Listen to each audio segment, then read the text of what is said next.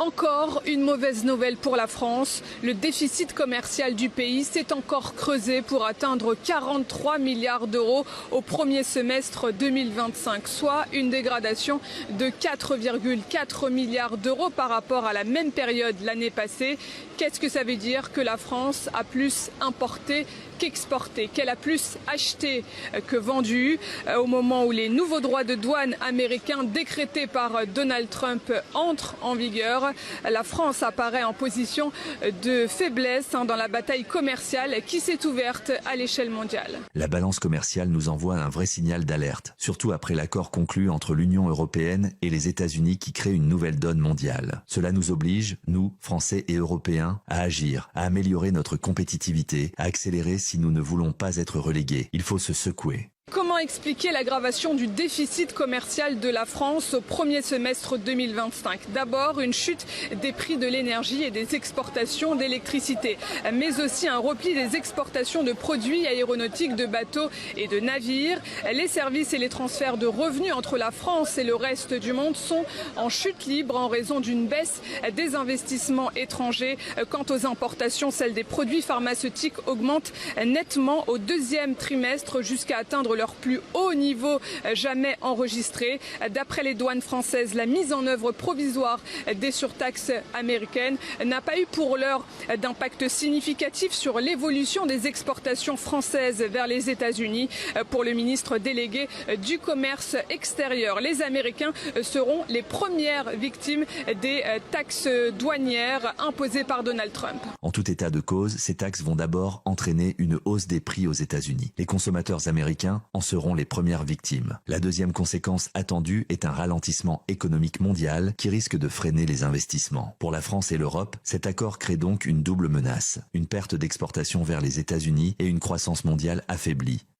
Les Français à qui l'exécutif s'apprête à imposer un budget de l'État 2026 qui prévoit 44 milliards d'euros d'économies semblent désabusés. Le gouvernement, ils ont une responsabilité clairement de la situation économique du pays, oui, ça c'est clair, oui.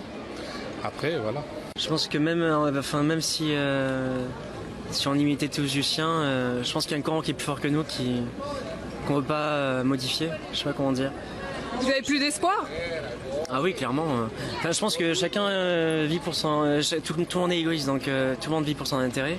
Au final, du jour au lendemain, tout le monde ne va pas se regrouper pour essayer de changer quoi que ce soit. Et pour les politiques, ça leur correspond très bien. Je pense que pour leur intérêt à eux, c'est parfait. Voilà. Et on ne pourra pas rembourser la dette. Avec du recul, je pense que c'est catastrophique. Après, moi, je suis en CDI au SMIC. Et je fais ce que je peux pour survivre. Mais je pense que je suis un peu égoïste dans le sens où j'essaie de survivre moi-même et j'essaie pas de relever le niveau du pays. J'ai du mal à voir comment est-ce qu'on va pouvoir continuer comme ça et continuer à avoir ce modèle qui fait notre spécificité, notre fierté en France, notamment sociale, de protection, de sécurité sociale. Et je vous avoue que je suis vraiment très inquiet. La faute à qui? Pourquoi est-ce qu'on en est là aujourd'hui? Je pense que c'est la faute à des décennies de politiques publiques qui n'ont pas été prévoyantes, qui n'ont pas été à la hauteur, qui ont paré, je pense, au court terme. Et maintenant, on paye, quoi. Qu'est-ce que ça vous fait de payer aujourd'hui? Ça fait je m'inquiète surtout pour mes enfants, de savoir si mes filles elles pourront faire des études, combien ça leur coûtera de faire des études, combien ça leur coûtera de se soigner, combien ça leur coûtera d'acheter à manger, d'acheter un appartement, ce genre de choses, quoi. C'est ça qui est très inquiétant. La France s'affiche comme la troisième économie avec la dette la plus importante d'Europe, puisqu'elle atteint aujourd'hui plus de 3 300 milliards d'euros, ce qui équivaut à plus de 114% du produit intérieur brut. Vu la tendance actuelle, la santé économique de la France ne semble pas aller vers le mieux. Bonsoir. Ce déficit de la France va-t-il continuer à se creuser encore un peu plus malgré les promesses de François Bayrou et sa dernière campagne médiatique également? Malheureusement, comme c'est un sujet récurrent et structurel, il va aggraver la situation du gouvernement de François Bayrou et la position du président de la République Emmanuel Macron. C'est une alerte. Il y a besoin d'un plan d'urgence structurel dans l'industrie, dans l'énergie, dans les domaines aéronautiques, pharmaceutiques, dans le monde agroalimentaire. Donc c'est des problèmes qui étaient déjà préexistants depuis quelques années, qui s'aggravent avec la récession économique, le fait que nos voisins européens, notamment l'Allemagne, jouent pas le jeu et part un peu en solo sur les échanges commerciaux avec d'autres continents, l'Asie, les États-Unis ou bien l'Italie. Donc c'est quelque chose qui doit nous alerter, qui doit alerter les pouvoirs publics, le gouvernement, et il faut prendre à bras le corps ce problème pour éviter que ça s'aggrave sur le long terme.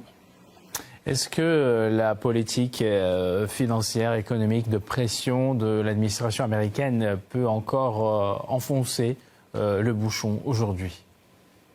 Absolument. La politique américaine portée par le président Donald Trump va aggraver cette situation. Déjà, on a les premiers effets de la surtaxe, notamment liés aux exportations, notamment de l'alcool et du cognac par rapport à la Chine, par exemple.